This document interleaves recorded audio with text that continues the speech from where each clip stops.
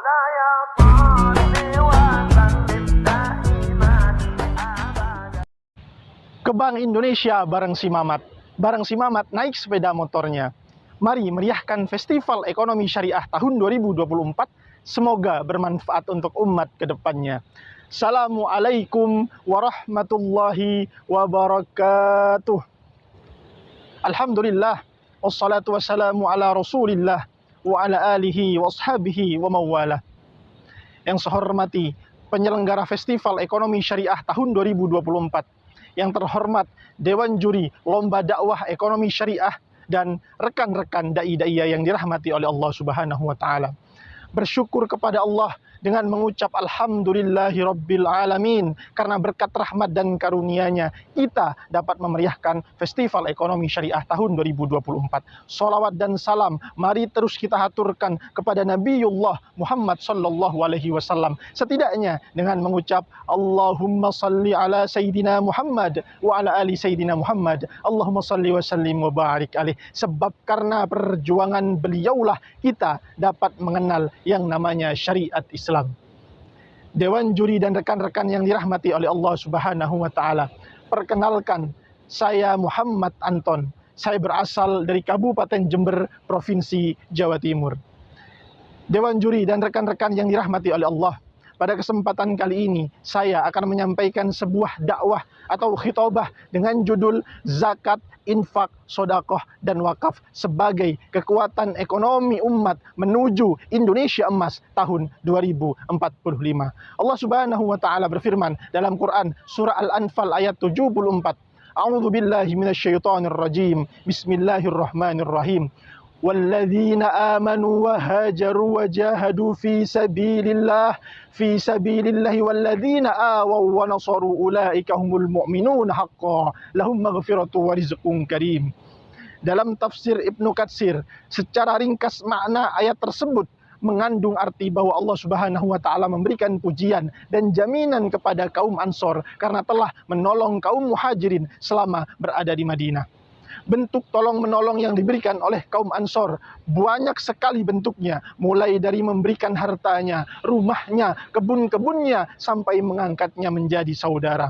Maka konsep inilah yang sebenarnya harus kita tiru dan kembangkan, khususnya di negara dengan mayoritas Islam seperti Indonesia. Salah satu skema yang efektif bahkan efisien untuk diterapkan adalah pemanfaatan zakat, infak, sodakoh, dan wakaf untuk kesejahteraan umat. Bila kita melihat data yang dikeluarkan oleh Direktorat Jenderal Kependudukan dan Pencatatan Sipil Kementerian Dalam Negeri Republik Indonesia tahun 2024 menunjukkan angka total populasi bangsa Indonesia atau penduduk Indonesia yang beragama Islam berjumlah 245 juta jiwa atau 87% dari populasi bangsa ini. Maka bila melihat hal-hal tersebut, tentu potensi Ziswaf sangat-sangat luar biasa bila dilaksanakan secara baik. Lantas, bagaimana Ziswaf dapat menguatkan perekonomian umat, apalagi dihubungkan dengan visi Indonesia Emas tahun 2045? Maka saya ringkas jawabannya menjadi 2 poin penting.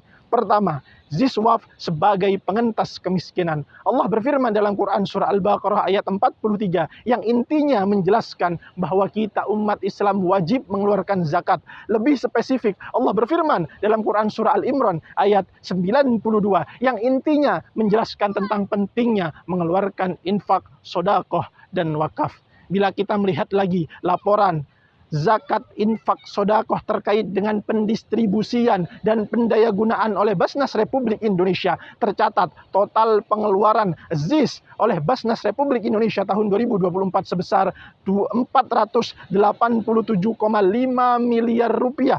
Hal ini tentu menunjukkan bahwa konsep Ziswaf sangat solutif dalam rangka mengentaskan kemiskinan di Indonesia. Hebatnya lagi, semua instansi dan lembaga turut andil untuk sama-sama memberikan edukasi kepada masyarakat terkait dengan zakat, infak, sodakoh, dan wakaf. Maka semua pada dasarnya sedang bahu-membahu untuk mengentaskan kemiskinan di Indonesia.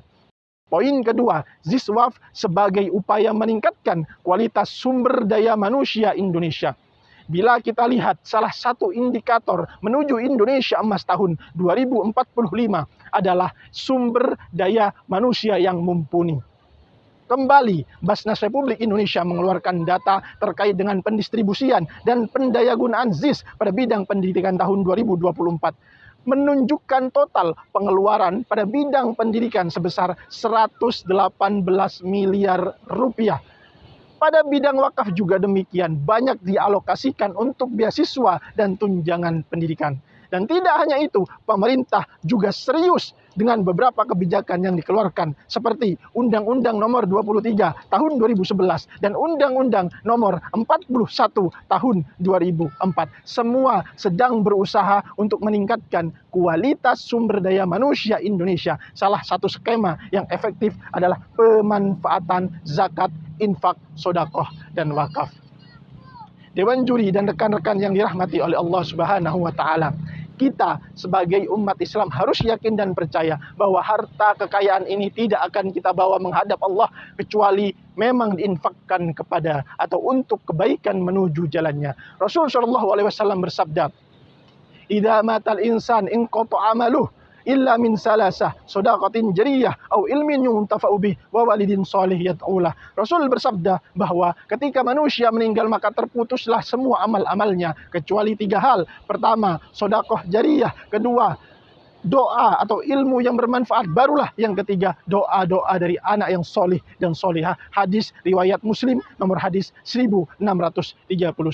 Dewan Juri dan rekan-rekan yang dirahmati oleh Allah, izinkan saya pada kesempatan kali ini menutup pidato ini dengan membacakan teks proklamasi yang dahulu sempat dibacakan oleh Bapak Insinyur Soekarno sebagai Bapak Proklamator Bangsa. Proklamasi kami, bangsa Indonesia, dengan ini menyatakan kemerdekaan Indonesia. Hal-hal yang mengenai pemindahan kekuasaan dan lain-lain diselenggarakan dengan cara seksama dan dalam tempo yang sesingkat-singkatnya. Jakarta, 17 Agustus 1945. Atas nama bangsa Indonesia, Soekarno-Hatta. Mari merdeka dari kemiskinan, mari merdeka dari kebodohan, dan mari merdeka dari penjajahan perekonomian. Saya Muhammad Anton, akhirul kalam. Wassalamualaikum warahmatullahi wabarakatuh.